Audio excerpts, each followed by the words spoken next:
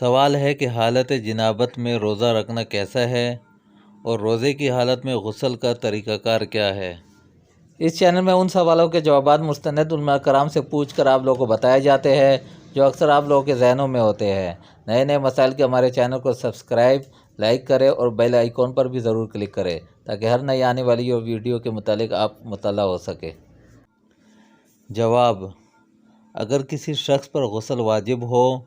اور وہ صبح صادق سے پہلے غسل نہ کر سکا اور سحری کر کے روزہ رکھ لیا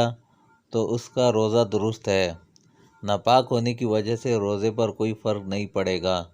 البتہ جلد از جلد غسل کر لینا چاہیے۔ غسل میں اتنی تاخیر کرنا کہ فجر کی نماز قضا ہو جائے گناہ کا باعث ہے،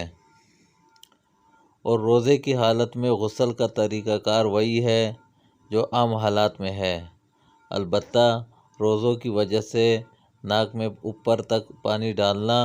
اور کلی میں غرارہ کرنا درست نہیں ہے، اس لیے کہ ناک میں پانی چڑھانے سے یا غرارہ کرنے سے پانی حلق میں چلا گیا تو اس سے روزہ فاسد ہو جائے گا، لہٰذا صرف کلی کر کے اور ناک میں پانی ڈال کر تو غسل صحیح ہو جائے گا۔ افطاری کے بعد غرارہ کرنے یا ناک میں پانی چڑھانے کی ضرورت بھی نہیں ہوگی۔